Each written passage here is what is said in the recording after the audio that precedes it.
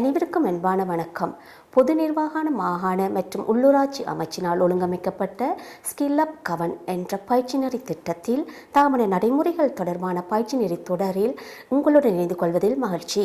முதலாவதாக, அரசு சேவையில் புதிதாக இணைந்து கொண்டவர்கள் மற்றும் ஏற்கனவே அரசு சேவையில் உள்ளவர்களுக்கு அரச நிர்வாகம் தொடர்பாக நிர்வாக நடவடிக்கைகளை மேற்கொள்வதற்கு மூலாதாரமாக, அதாவது உசா துணைகளாக அமையக்கூடிய ஏடுகள், அதாவது சட்டத்திட்டங்கள், விதிமுறைகள் காணப்படுகின்றன. அவ்வாறு காணப்படும் விதிமுறைகளில் தாபன விதி கோவை என்பது மிக முக்கியமானது ஒன்றாகும். தாபன விதி கோவையில் 2 வகைகள், அதாவது 2 பகுதிகள் காணப்படுகின்றன.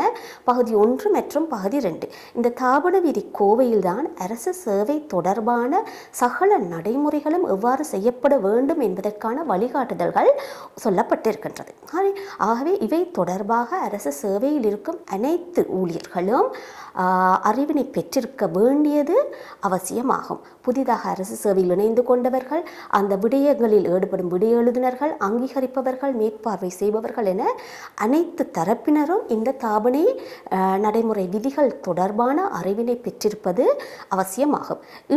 இன்றைய நாளில் முதலாவதாக லீவு, அதாவது விடுமுறை தொடர்பான தாபன விதி கோவைகளில் என்னென்ன வகையான ஏற்பாடுகள் சொல்லப்பட்டிருக்கின்றன என்பது பற்றி நாம் பார்ப்போம்.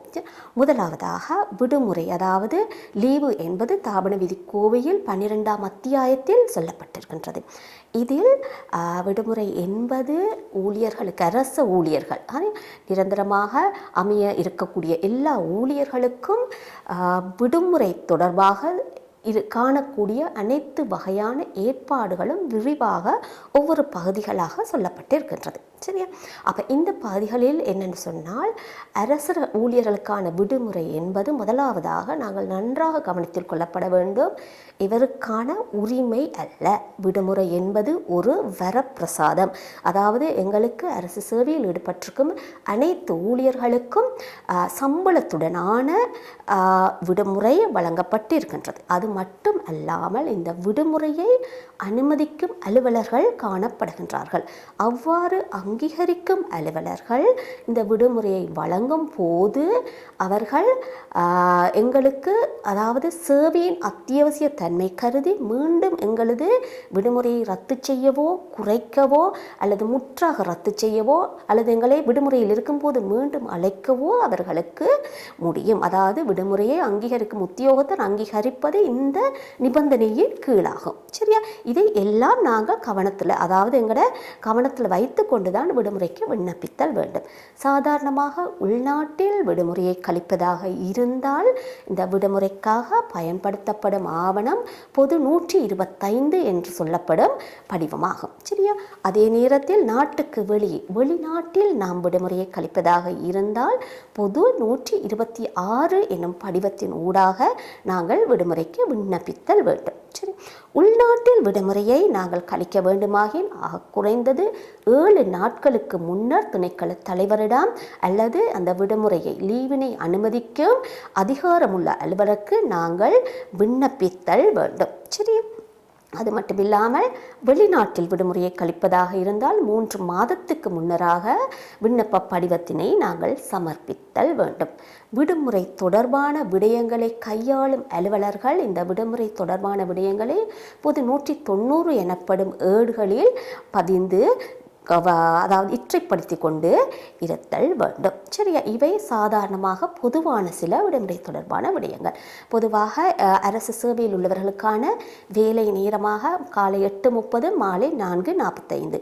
அடுத்தது இதிலேயே கனிஷ்ட உத்தியோகர்களுக்கான வேலை நேரமாக 8 மணி 4:45 என்ற நேரளவு காணப்படுகின்றது. இந்த வகைக்குள்ள வரும்போது எங்களுக்கு வழங்கப்படக்கூடிய விடுமுறைகள் பல வகைகளாக எங்களால் அதாவது வகைப்படுத்தி சொல்லலாம். சரியா? அப்படி சொல்லப்படக்கூடிய விதத்தில் நாங்கள் நிறைய விடுமுறைகள் காணப்படுகின்றது. சரி, அப்படி காணப்படுகின்ற விடுமுறைகளில் முதலாவதாக நாங்கள் சொல்லலாம் குறுகிய கால விடுமுறையை பற்றி. சரி. அப்போ குறுகிய கால விடுமுறை, அரை நாள் விடுமுறை, அமைய விடுமுறை, ஓய்வு விடுமுறை, பிணி விடுமுறை, பதில் விடுமுறை, கடந்த கால விடுமுறை, சம்பாதித்த விடுமுறை, கடமை விடுமுறை, கற்கை விடுமுறை, வெளிநாட்டில் விடுமுறையை கழிப்பதற்கான விடுமுறை, இவ்வாறான பல்வகையான விடுமுறைகள் காணப்படுகின்றன. சரியா? இது ஒவ்வொன்றும் தொடர்பான ஏற்பாடுகள் என்னென்ன தேவைகளை பூர்த்தி செய்யப்பட வேண்டும் என்ற விடயம் அந்த தாபன விதிக்கோவை அத்தியாயம் 12 விரிவாக சொல்லப்பட்டிருக்கின்றது.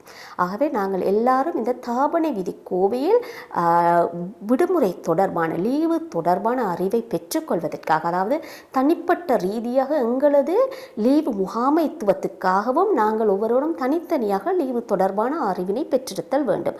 அதே நேரத்தில் அலுவலக கடமைகளுக்காகவும் இந்த லீவு தொடர்பான விடயங்களை கையாளும் அலுவலர்களாகவும் நாங்கள் இந்த அறிவினை பெற்றிருத்தல் வேண்டும். மிக முக்கியமாக இருக்கும். அடுத்தது இற்றைப்படுத்தப்பட்ட தரவுகளை நாங்கள் அறிந்திருத்தல் வேண்டும். தாபன விதி கோவையில் சொல்லப்பட்ட ஏற்பாடுகள் அந்த விதி புத்தகம் எழுதிய நாட்களில் காணப்படும். ஆனால் அதுக்கு பிற்பட்ட காலங்களில் அதில் செய்யப்படும் திருத்தங்கள் மாற்றங்கள் தொடர்பாக சுற்று நிருபங்கள் வெளியிடப்படும். இந்த சுற்று நிருபங்களில் சொல்லப்படுகின்ற அந்த மாற்றங்களை திருத்தங்களை நாங்கள் எங்களோட தாபன விதி கோவைக்குள் இற்றைப்படுத்திக் கொள்ளுதல் வேண்டும். இந்த சுற்று நிறுவம் இந்த இலக்கத்தினூடாக என்ன சொல்லப்பட்டிருக்கின்ற விடயத்தை நாங்கள் இற்றைப்படுத்தி வைத்து ஒரு சிறந்த உசாத்துணையாக வைத்து கொண்டு அந்த வேலைகளை நாங்கள் செய்து கொள்ளுதல் வேண்டும். இவை தாபன விதி கோவையில் விடுமுறை தொடர்பாக சொல்லப்பட்டிருக்கின்ற அதாவது ஒரு அறிமுகம், அதாவது விடுமுறையை எப்படி நாங்கள் அந்த புத்தகத்தில் தேடி பார்க்குறது, எப்படி விடயத்தில் படித்துக்கொள்ள என்னென்ன வகையான விடுமுறைகள் காணப்படுகின்றன, என்ன விண்ணப்பங்களை செய்ய வேண்டும் என்றதுக்கான ஒரு சில அதாவது அடிப்படையான சில விஷயங்கள். நன்றி, வணக்கம்.